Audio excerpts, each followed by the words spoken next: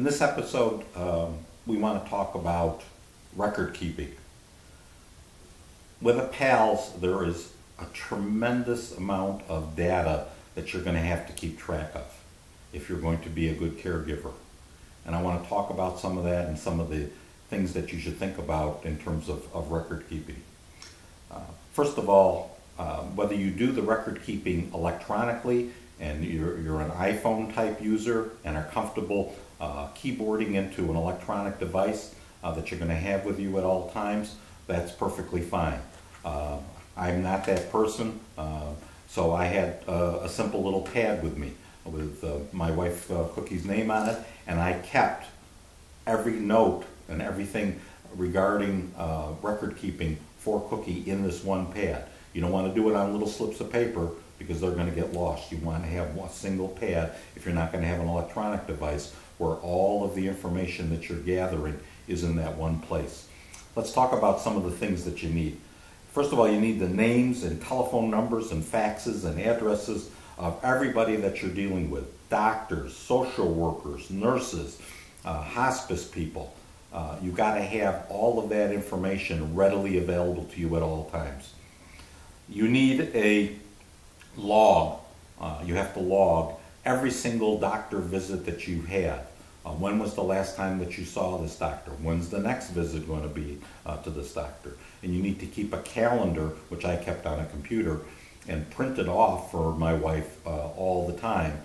Every time we had a visit, I printed off a new calendar that said, okay, here's your next series of doctor's appointments. So we had a physical hard copy, and we took that hard copy to every doctor's appointment because when they made the next appointment, you have to resolve conflicts. No, I can't come 2 Thursdays from now because I have another appointment with another doctor.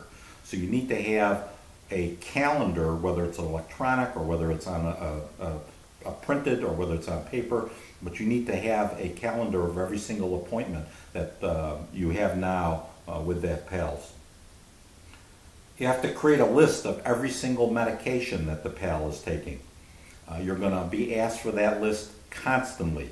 I put that list up on a computer because it changes over time. Medicines are dropped, new medicines are added, and so I kept that list all the time because inevitably every single doctor's visit or every time you're at the hospital, they're going to say what meds is the PALS on, and it's real helpful to have that list right in front of you so that you can lay that list down and correct whatever records they have there at that point in time. You need to know the name of the medicine, you need to know the dosage, and you need to know how often the PALS is taking that medicine. You have to follow up on everything. Don't assume that because an appointment has been made that you in fact have an appointment. There were many times where I had documentation that we were going to have an appointment 4 Thursdays from now, and I would call always the day before to say, do we have our appointment tomorrow? And not frequently, but there was many times where they said, no, we don't have you down for tomorrow. We got you down for next Wednesday or whatever the case might be. So it's real important that you follow up all the time on every single appointment a day or two beforehand to confirm that you do have that appointment. The PAL doesn't have energy. Energy is so critical, and you don't want to put the PALs in a car and take them down to a hospital and park in a garage and get them up into a doctor's office and find out that you're there on the wrong day. You may think it's the right day, but they don't think it's the right day. So you want to make sure that when you go, you've got the right appointment. Detail focus is critical. You have to think, if you're not a detail-oriented person, being a caregiver to a PALS is going to be very difficult for you. You have to be extremely detail-oriented in order to provide good care for a PALS. When the PALS needs something new in terms of equipment, for example, they need a walker, you need to get that walker immediately. You can't wait a week or 2 weeks. Again, time is against you here. So the minute it's determined that the PALS needs a rolling walker, for example, then you immediately have to go out and get that rolling walker that day. Not next week, not 2 weeks from now. You don't have that kind of time frame. But as soon as that decision has been made and the PAL is willing to accept the walker and the neurologist or whoever it may be says that the PALS needs a walker, you got to get that walker right away. Don't assume that you need to go down to a medical supply house.